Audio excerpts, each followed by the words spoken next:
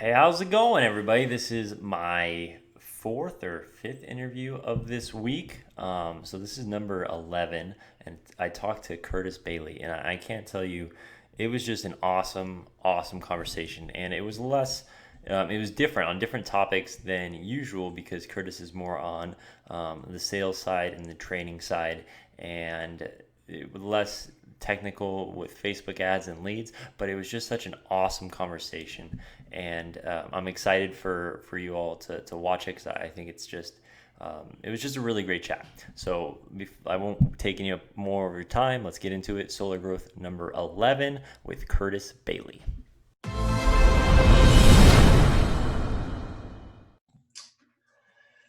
All right, man. So there we are. We're live. Thank you so much for joining me today. Obviously, we spoke for like a minute and 30 seconds before this, so we're still brand new, brand fresh. So I'm getting an introduction to you as well. Can you tell us a little bit about your background and your journey in the solar industry?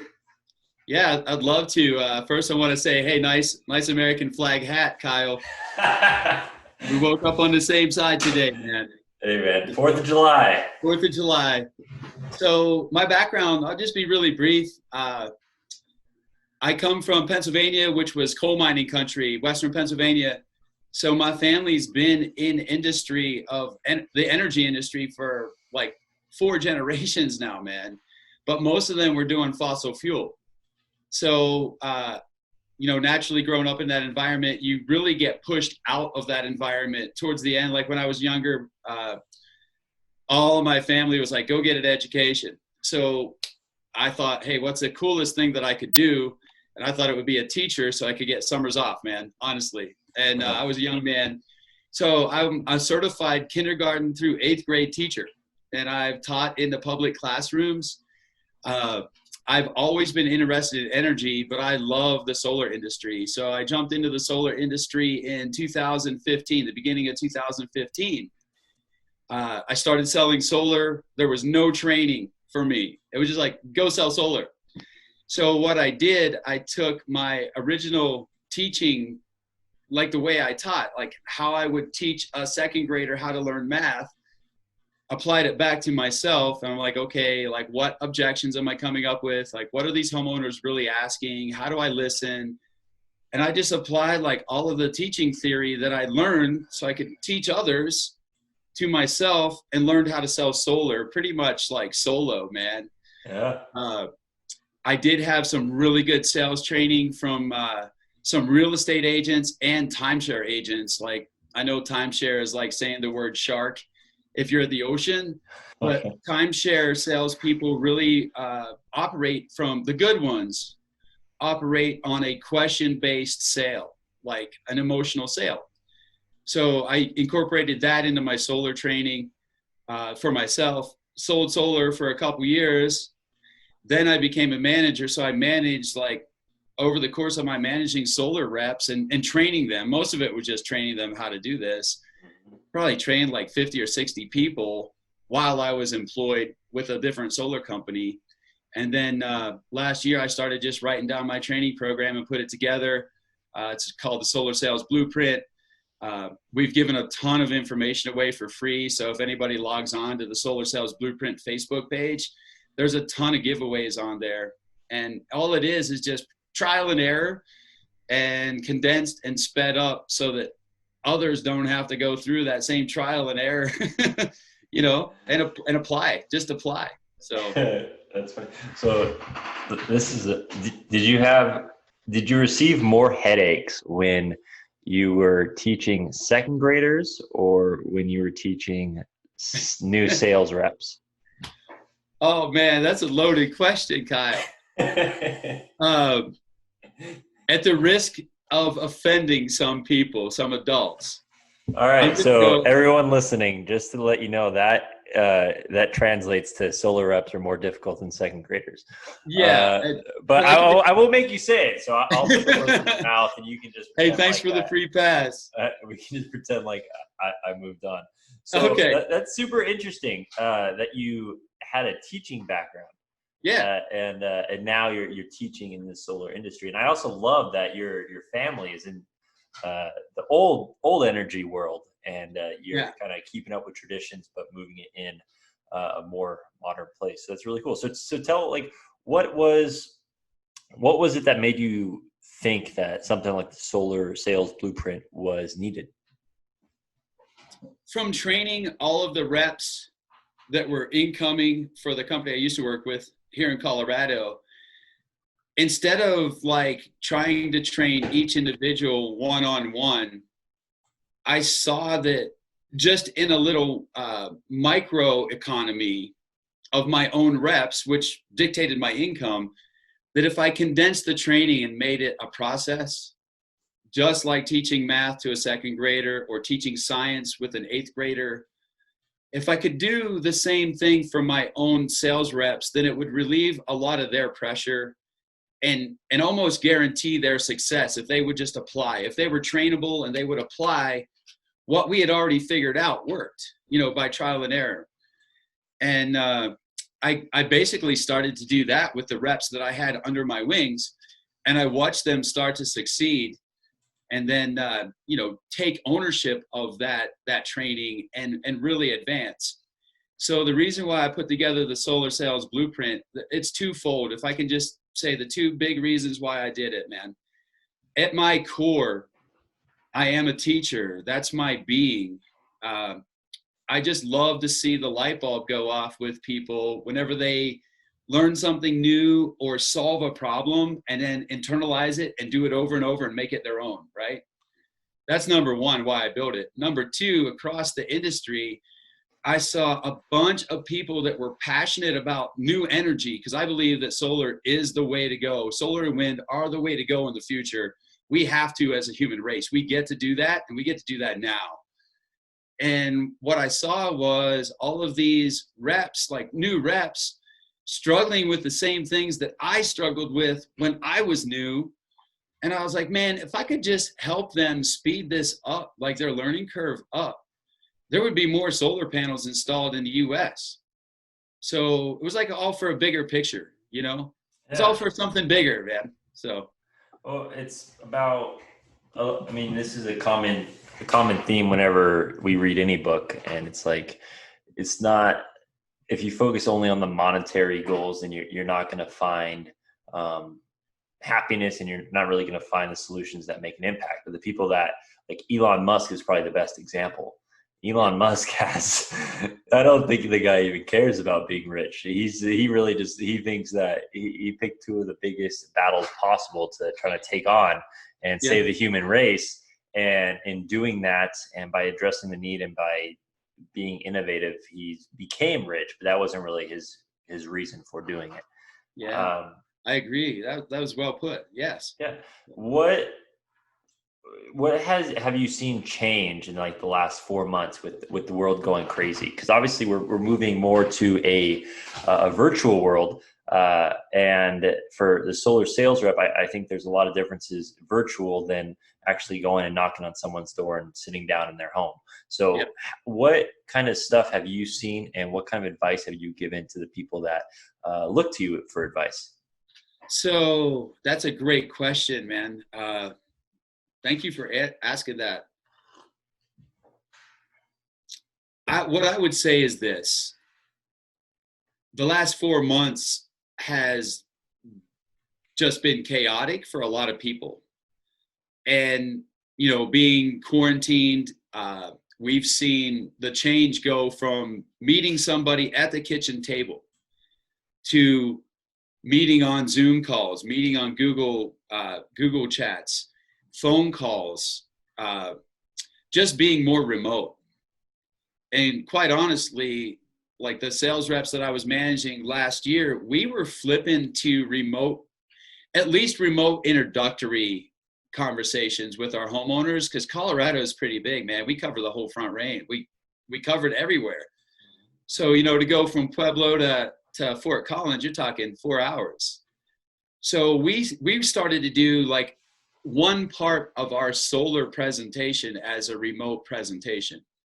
We call that the rapport, like the greeting, rapport, and discovery part, which are really important steps in the sales process. So we were doing remote, trying it out last July. And then when the quarantine hit, I saw the whole industry go to, hey, how do I do this remotely? Because I still have to feed my family. I still believe in solar. People are still buying solar, but I'm not going to their house for my safety. I'm protecting my family and I'm protecting theirs. How do I do it remotely? Number one, how do I make it polite to do that? How do I get caught up with technology? That was the first move that we saw. So that's what I saw the industry move to. And I think it's going to stay there. I think, people are opening up to porch visits now, like sitting on the front porch. But I think that a lot of solar reps are going to lead more to remote solar briefings, solar presentations. One, it saves time. Two, it saves carbon footprint because you're not driving. Three, if you get good at it, you can do 7 or 8 presentations in a day versus like 2 or 3 in-home presents. You can increase your frequency. Yeah. But having said that, what it's led to is a different kind of presentation, because when you're on a Zoom call, I can only see your background. Yeah. I can only see what you're willing to share with me. I can't see little family heirlooms when I walk in your house. I can't look at pictures you have on the wall that might dictate to me like what you are interested in. I might not see camping gear in the garage and know that you love the outdoors, or a recycling can where I know you're already recycling and doing the right thing. So what it's made me do, I've been blessed to have the experience of it, is to just share some really quick knowledge of how to do quick, direct questioning so that you can build quicker rapport, so that you can get to the bottom of what the homeowner really wants without beating around the bush and a ton of small talk, which is what the trade-off is with remote sales versus being in the home. People know that these are remote. There's less pressure. We have a shorter amount of time to get to the point. And a lot of the remote calls that we do, people will give us like 3 or 4 minutes of rapport building. That's tops, man. The small talk is like 3 or 4 minutes. They're like, hey, man, what do you got for me? Show me the numbers, Yeah, so we have to be very eloquent with that. It's I think a blessing and a curse in a way. Like there's probably some reps that absolutely love it. They're like, they just want, ultimately that's what a lot of salespeople want, is they want to get to it, but it's a matter of making sure that you have enough rapport built before, enough credibility and rapport built before that, so that the conversation doesn't just become only about the numbers. You have to have that trust with them first. One of the things that we've seen, obviously, is because I'm a marketing guy, my business is on the marketing side. And with all this, it's been a roller coaster the last few months, where like when it first started, everyone just like wanted to stop and everything stopped. And then everyone's like, oh, everyone has to go online now. So it's been a roller coaster as far as pricing goes. But we've been seeing a lot of people that weren't experienced with working with online leads that are now working with online leads because they can't go and knock doors.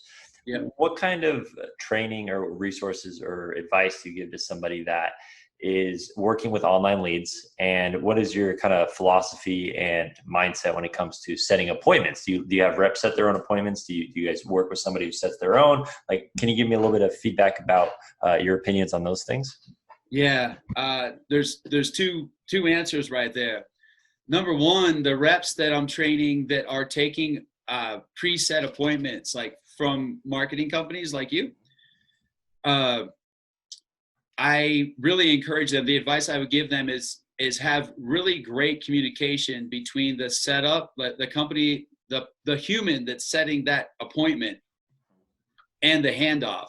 Okay, so just understanding like when the appointments are set, what the expectations are, and then I highly encourage like the individual sales representative that's going to do the presentation to contact that homeowner as fast as possible after that appointment's set, just for an introduction.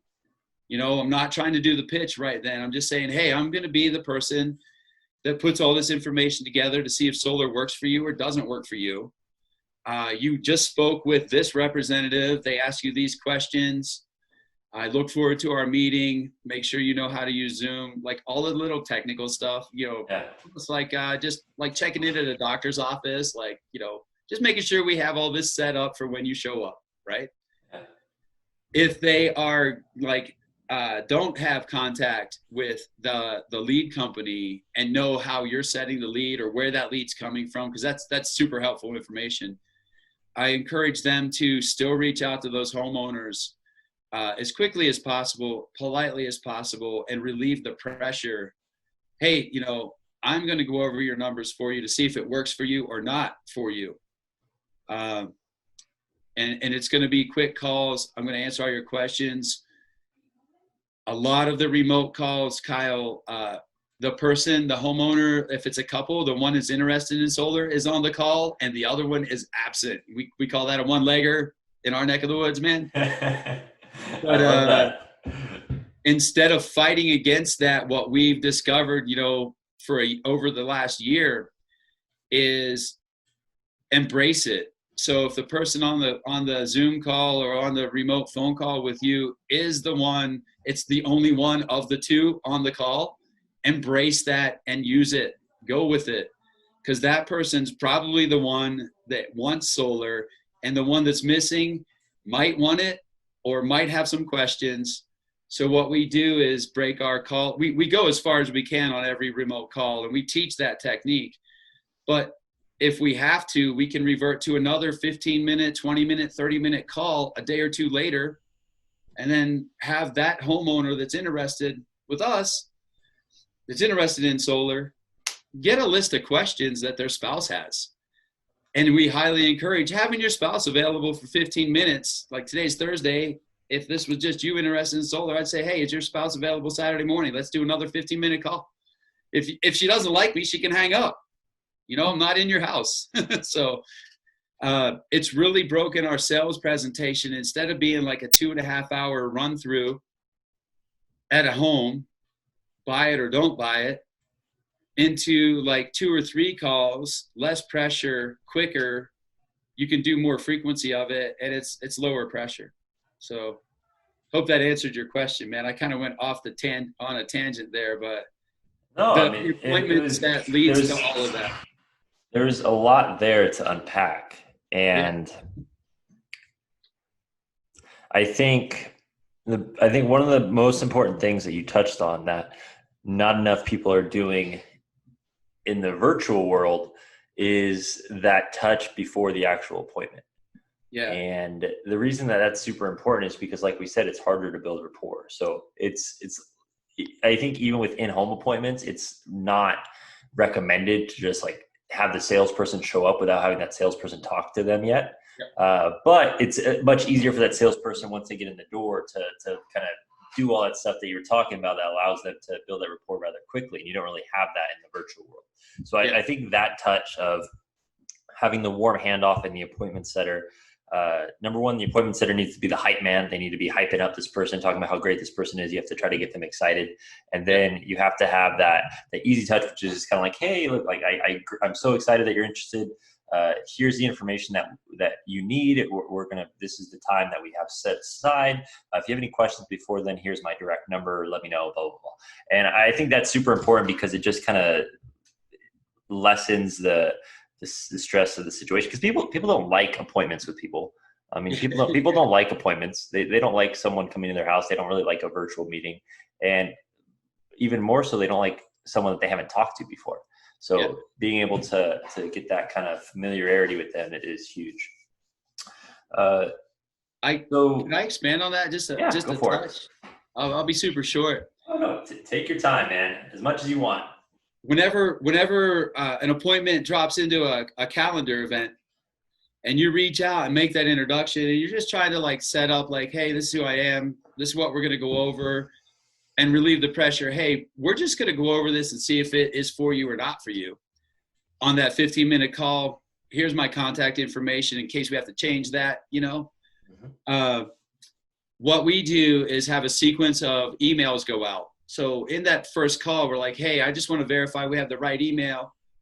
I'm going to be sending you just a little bit of pre-appointment information. One of those emails is like a picture of like you and your family or you and your dog, so they can see your face and your eyes. Like, hey, this is me. I'm going to be on the Zoom call, to build some familiarity and just a little pre-prep. Like, hey, this is what some of the questions that most homeowners have. And then the day of the appointment, like in the morning, an email goes out saying, hey, we're really excited to talk to you at 2 p.m. to answer your questions. So it allows us to let them know who we are before that call. And it kind of it replaces the 10 or 15 minutes of in the kitchen, just getting to know somebody. And that's one of the advantages of the remote world. Every advantage has a disadvantage though, so Yeah. the better you are at that. And we're not trying to sell anything, man, like up front. We're just trying to say, hey, this is what we believe in. And we keep that really general. This is a picture of me, my girlfriend, and our dog. This is at like a hike we did, update your pictures, make it fun, man. Make it personal. So Yeah. Become their friend. It's yeah. too many people focus on the product itself and even the results of the product. They don't focus on becoming the friend with the person that they're selling. Yeah. But once, like I said, I think I mentioned this on a couple interviews back, where I'm from the fitness industry, and I remember I was a fitness manager, and the most successful personal trainers I ever met, I remember they amazed me because they would do these pitches and they would talk about fitness for like 1% of the time. And they just really, by the end of an hour, they were basically this person's like best friend / Yoda. And this person was willing to go to the end of the earth with them. And that's really just, I think it's super important for anyone that's new to almost any industry. So Yeah. this is something that is different because it just popped up on my Facebook feed. So I actually have a question from somebody who you might be able to help. You could probably help better than I can. And so her name is Jenna Workman, and she's asking about, she just started door knocking and it's been going rough. So she's asking me, where the heck do you go to find door knockers? And so I'm going to expand on that. I would say, what would your advice to be to someone who on where to find door knockers, and what is it that you look for, or what is it that you can give people that can help them to be a successful door knocker? So two-part question: how do you find door knockers, and what makes them successful? All right. So what we discovered, because we ran full canvassing crews all through the state of Colorado, that was our only lead source, from 2015 until this COVID hit. But what my advice, number one, go out and knock some doors yourself so that you get a feel like of the landscape. The best advice I could give right now is, when you knock on the door, there's two parts to this. Step back like 8 to 10 feet, have your mask on, be empty-handed. All right. And I discovered this knocking doors on my own. And I've actually I went knocking on Saturday just to feel what the population was feeling, see if they were open to door knocking right now. Because we're under not full quarantine. Like, I don't know what stage we're in, but we're allowed to be out right now in Colorado, right? Like I said, it's a roller coaster. It changes every week. So yeah. So I tried two approaches. I tried it with a flyer in my hand. I tried it with a tablet in my hand.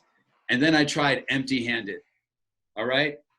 Empty-handed, people do not have their walls up as quickly as if you knock on their door, step back, and you're empty-handed, open body position, and just saying, hey, how you doing? We just did this, and I was looking at your roof. And if you're empty-handed, the conversation is a lot easier to get started. And I know that a lot of canvassers walk up with some type of clipboard or information. If you can condense that onto a tablet or your phone and have it in your pocket, just so you're empty-handed at first. And then I got this advice from a guy named Cody Teal, like, when you knock or ring the doorbell and you're 10 or 15 feet back, just be looking up at their roof, man.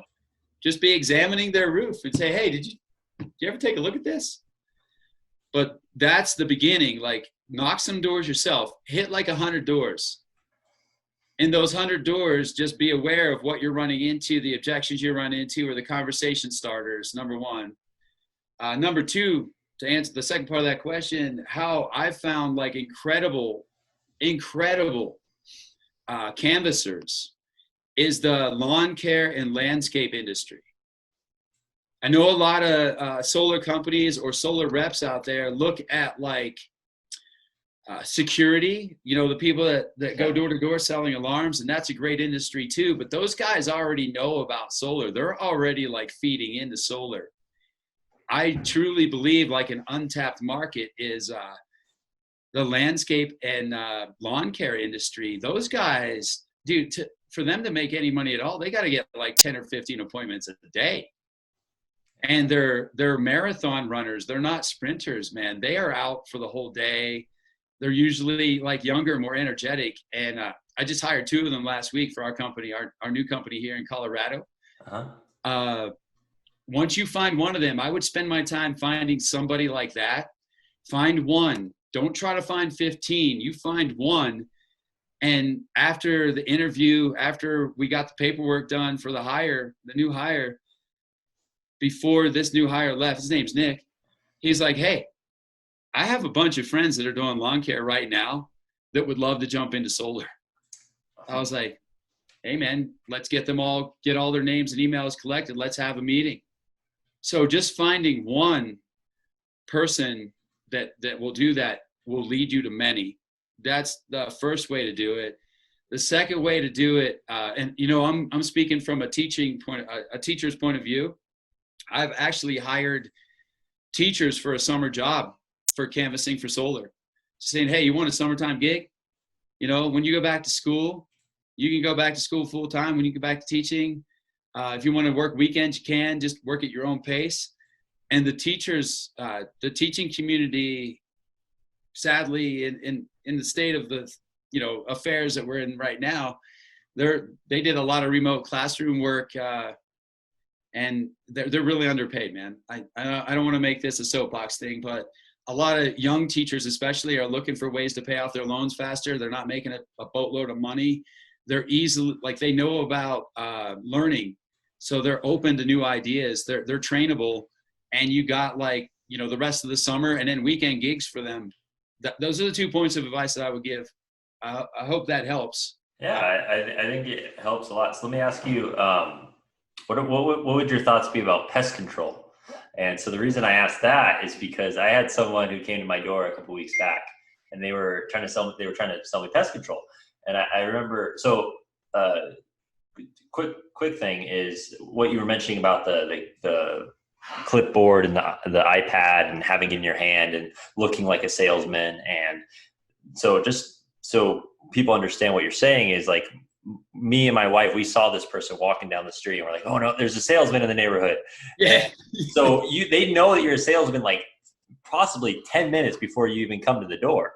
And so when you come without it, you're lowering that wall that they have up, because they don't really want to be pitched. But if you can get that around that first 5 seconds, similar to appointment setters when they're on the phone, being non-threatening in that first 5 seconds, like that's super huge. You just got to get the conversation started. Yeah. But pest control, the reason I ask is because there was a guy who came to my door a couple of weeks ago, and he was good. I was like, dude, you should not be doing pest control. I should get you in contact with someone that does solar, or heck, I could probably even hire you myself. Because like when you see that, you can see people that are good at it, and you can see that they have skill. And obviously, I'm sure a new solar install is probably, I don't know how much pest control is, but it's probably worth more than an entire year of pest control. It's so much better. Like, there's so much more income involved with solar, and it's a different feel. Like, it's a good move. Removing pests is great, but man, if you're relieving an energy bill from somebody and creating, free energy from the sun, a lot of those pest control guys, they're just like the landscape and lawn care guys, man. They're hitting as many doors as they can from 8 a.m. to 8 p.m. And they are scripted. I had one. I'm glad you brought that up, man, because I wanted to mention, like, I got a call from a pest control guy yesterday. I was in a different neighborhood doing a drone flight for a solar install for some like promotional videos, and I saw this kid on one of those little electric scooters. Nice shirt, young guy. I was like, hey man, what are you doing? And he's like, oh, pest control. I'm like, give me your card. He called, texted him. He called me yesterday and I told him about solar and recruit those guys. Like if somebody's coming to your door, like be aware and like ask them what they're up to if they like their job. Most of those guys are trainable too. They're already scripted. So if you have an easy solar script, they're going to be like, hey man, I can work part-time for you, you know? So you're a recruit the guys that come to your neighborhood. Yeah, no, I always, that's always been my philosophy, because obviously I'm a marketing guy and I do a lot of my employees are virtual now and I don't really have that as much. But when I was a manager in fitness and like even working in city government, parks and recreation, like I do these things and I would go out and when I'd actually find like there'd be somebody like at Foot Locker that would like super impress me and I'd be like, hey man, what's here? Here's my card. If you're ever interested in just talking about maybe something else, let me know. And I think you have to always keep your eyes open for finding those rock stars, because that's really the key to when you're hiring is finding superstars. And there are people that are out there that are working jobs that they don't like, and they're not getting paid what they should be getting paid for how good they are. And if you can get that conversation started, just have a chat with them and see if it's something they might be interested in, then that can be something that is going to be insanely profitable for both of you. I want to acknowledge the way you put that. It spawned just an immediate thought that I'd be remiss if I didn't share. The hospitality industry, the restaurant industry, the bars, the bartenders are gifted with gap. We all know that, right? Yeah. That just popped in my mind when you were speaking, like that whole industry. Hey man, like I don't know if they're used to door, but that whole industry is probably available to at least have conversations with and say, hey, this is what we're doing in solar.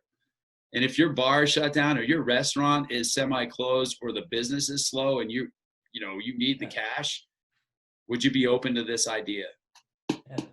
Because wow, thank you for just making that happen, man. Hey, man. I mean, I think it's just important to look everywhere, because when you're talking about hiring good people, sometimes you have to go out and find people. And I forget, it was a book I read a long time ago, which was like, they would even go to like their competitor stores. They would find people that are just like, hey, you're way too good for this place. You need to come over to my place across the street.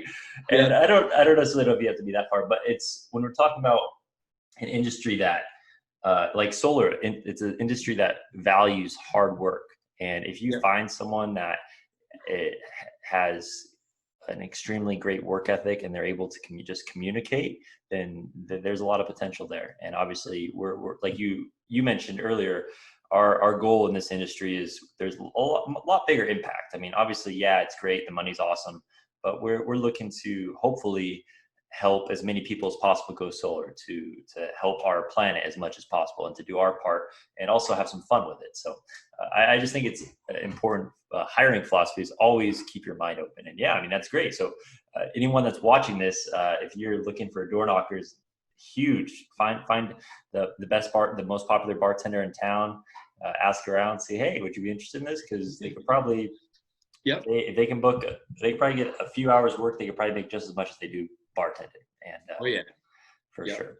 So cool, man. I don't know if I'm trying to think of any other questions. Can you tell me more about tell me about your actual program? Like, what is the philosophy and what is it that you actually walk people through, like step by step? So my main focus is giving people a tool set that can make them more successful quicker, so they don't have a long learning curve. Okay. And it's a modular training. It's systems. It's step by step. What I really learned, and I wanted to share this. I'm glad you asked that question. My original sales manager, because I didn't know that I was in sales when I was a school teacher, but I was selling the idea of educate. You know what I mean? Like everybody's in sales if you look at it. But he told me something. He's like, you don't make a good sales rep. You find people that are trainable, that are curious, and then you give them skills and you just elevate them. He's like, you don't just go out and invent a sales rep. You find good people and you provide tools for them. So my training is tools. It's just tools. The biggest part of it, honestly, like why I put it out there is the rapport and discovery parts of any sales pitch or any sale transaction is the most important. The technical aspect, the features and benefits come later. If you don't know what that person's goal is with the product you're selling, like if it's a gym membership, if their goal is to lose weight, if you know that their goal is to lose weight and you go a little bit deeper and find out what that means to them, then you become their best friend.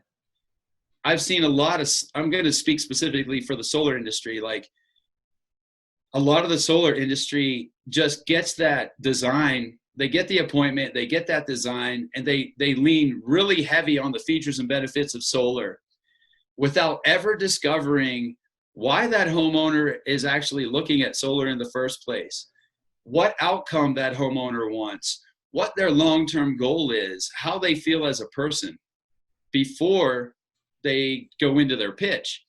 So the main crux of the training is how to build instant rapport remotely or in the kitchen, how to use language, how to use your body, how to use questions to get somebody to have like a friendly conversation with you, to move them emotionally.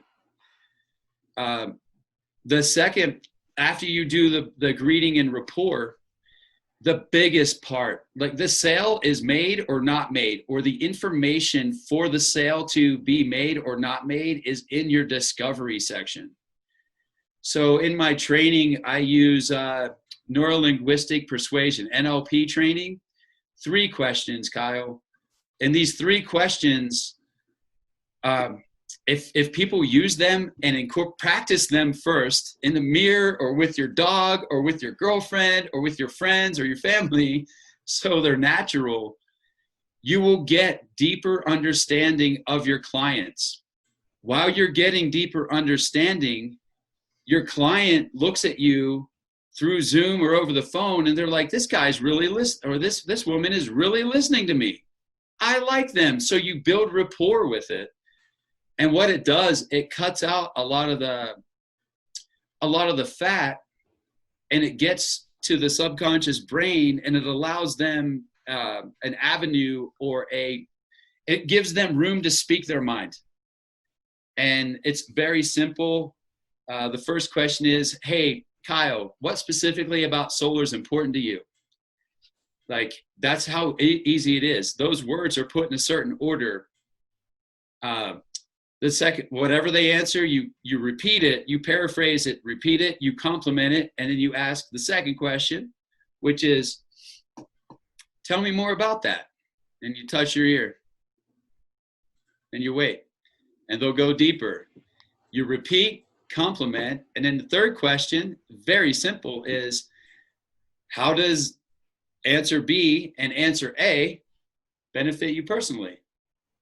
If you ask those 3 questions and listen more than you talk, almost every client is going to tell you a reason why they want solar. And you're going to have, if you take notes, and this is the beauty about remote, like I can take notes while those people are answering their questions so I don't miss it, so I don't over talk it. I can take notes of those bullet points. And then when I deliver my solar presentation, whether it's on, Sight or Solo or Aurora, I can use their exact words when I'm describing how solar, the features and benefits of solar, but now it's personal. It's not industry to homeowners. It's Curtis to Kyle. So in my training, that's the feedback that I've gotten from reps around the country that use that. That's some free stuff on my Solar Sales Blueprint Facebook page. I also have like a 4-quadrant note-taking section that people can print out, and like it's almost like fill in the blank. So those are the 2 big things, is just learning how to use language and your body to encourage the human on the other side of the Zoom call to really feel comfortable with you and tell you what they want, tell you how they feel, and feel safe telling you that. Because if you get you've been in the marketing side with solar, and you know, if you get somebody on the phone talking about solar, they'll start asking questions. They'll say, well, my neighbor has it, I want this. They're really passionate about it. If you can get them in that conversation, most people will talk themselves into an appointment. Like, yeah, man, I should probably take a look at this. Or as on the sales side, if you get them talking in a really safe space, they're going to tell you like, hey, this is what I'm looking for, man. Like, I don't want panels on the front of my house, but I want to get as much energy as I can. And, you know, I really want to save money, but the reason why I want to save money is so that I can do this other thing. That other thing that they want is what you equate the sale to. It's not like, you know, here's the 26% tax credit. Here's the efficiency. Let me go over all the different inverter options. Man, that just talks them out of solar, you know? Where you want to help them see if solar works for them or not is finding out what their true mission is, what their true goal is.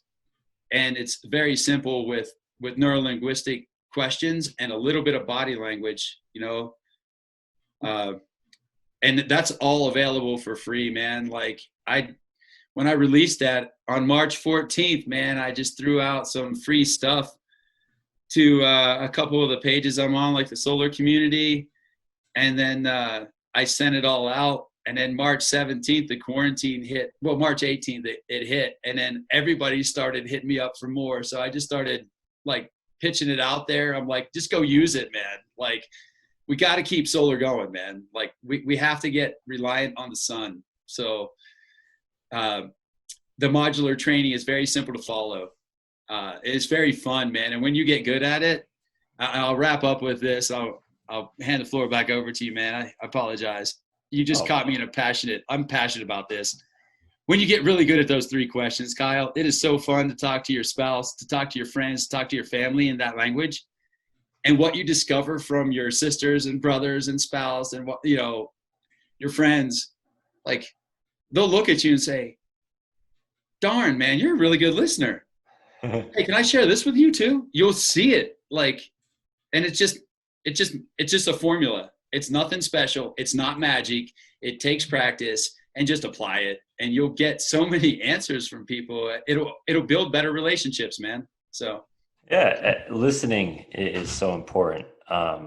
And so what we're like, you're really touching on is like the power of why, like why. And when I was a fitness manager, I mean, that's what we use is, okay, no one cares about personal training. Why do you want personal training? Because you want to lose weight. Okay. Why do you want to lose weight? Okay. Why is that important? Okay. Why? And then you get to the heart of, okay, they want to lose weight because they want to make sure that they're around when their great grandkids are here and they want to be able to play with them. Like that's powerful. No, like, okay, you want to lose weight. Okay. It's not as powerful as saying, okay, well, look, in order for you to do this, this is what has to happen. And then that's a much more powerful ask. And I think it's something that, especially on the marketing side in the solar industry, is people kind of ignore. Like there's so many layers and they go one layer down, which is, okay, great. You want to save money. Like that's not really their why. Okay. Why do they want to save money? And getting to the bottom of that and helping them to understand, which is, so then when they maybe eventually in the future they have regret and you go back to them and you're going to hopefully use your notes and your listening skills to say, oh, okay, well, but I'm a little confused because you said that you were interested in saving money. That's not as powerful as saying, oh, okay, well, I'm a little confused because you said that you were hoping to save $100 a month so that you can spend more camping trips to the lake this summer, or that you could save up money for so-and-so's college fund. And like, once you get to the layer of that, it's just such a more powerful sell. It builds a stronger relationship and you're able to just really impact them a little bit more. Because I think that's one of the things too, is I actually created a video on this a couple days ago, which was it's very common for people to have buyer's remorse, and you have to make sure that they remember the powerful conversation, but then also that they understand the next steps and that they have a map so that they know what is going to happen. and why it's happening. And you can even customize that, personalize that map for them, so you can say at the end of the journey, like, this is where you are. You're going to have a bill that's less. You're going to be able to spend more time with your family. You're going to be able to spend more money on all this stuff. And that is the powerful why that's going to get them through the journey, so that you're going to have less people dropping off. Yeah. So go ahead. Yeah, like having less people drop off and getting to that real reason why. As you were describing that, I want to compliment you on like your description layer by layer from the fitness industry, and then getting to the why, like the core, because as you do that, their brain is pulling more emotional response. It's not just a transaction at that point. Then it's an emotional attachment. And everything that we do as humans is an emotional attachment, like the kind of car we drive, the kind of shirts we wear, the hats we wear. Like, I love America, man. I love the American flag. When I purchased this hat, I didn't look at the price tag first. The price tag did not make me buy the hat. I was like, I have an emotional attachment to it. Then I looked at the price. Then I said, yeah, I can afford that, and I want that. And now the hat's on my head. Same with fitness, same with solar. So your description of going deeper and deeper was incredible. Like, that's the emotional attachment that I saw a lot of, like, really new, passionate, like driven, hardworking people not getting training on. Like, just, hey, we're a solar company. Here's your presentation. Here's your appointment. Roll. And by backing up and being a better listener and getting to emotional reasons, you become a better person. You become a better listener. You increase, like, the result is more sales. That's not like, that doesn't, like, you have to do all these and things. more friends too. More friends. I mean, that's like, you more friends, more sales, and also a deeper understanding of people, man. Yeah, a deeper understanding, a more positive relationship where people are more likely to give you referral. Like, it's really, there's so much stuff that goes into it. And it's endless. Well, it gets infinite. You can scale your life just by your own language. One of the things that I really work with people on is changing their verbiage just a little bit in the morning, man. And I'll share this with you. It's related to sales, but it's more of a life thing. Is write down some gratitudes in the morning. Write down 2 or 3 things that you're grateful for in the morning before you look at your phone or your email or your schedule. Write down like 3 or 4 gratitudes, or 2 or 3. Just start with something you're grateful for, and then do this little exercise, man. This is fun. And I'm just conduiting this out right now. I did not invent this. A lot of people use the language like, I have to do this, I have to do that. If you can change that word have to get, your whole life, your brain opens up and your conversations get better. So instead of saying, I have to take out the trash on Wednesday nights, I get to take out the trash, right? That's an easy move. Or instead of saying, I have to make all of these phone calls today and I have to do these 5 solar appointments today, say, I get to have these 5 solar appointments today, or I get to make these 50 calls today. And then there's a slight change, and it takes like 30, 60, 90 days, depending on the person. Once you get going with that language, then you switch it to, you change out the word get to the word, I am blessed to have 5 solar appointments today. I am blessed to make 50 dials today. I am blessed to be in this industry. And then that dynamic, and I don't know the metaphysics of it, Kyle, but it's funny when you have days like that, and you guys probably feel this too. When you have that vibe going, everybody that picks up your call gives you that vibe back. And it's like you kind of create your own balancing point.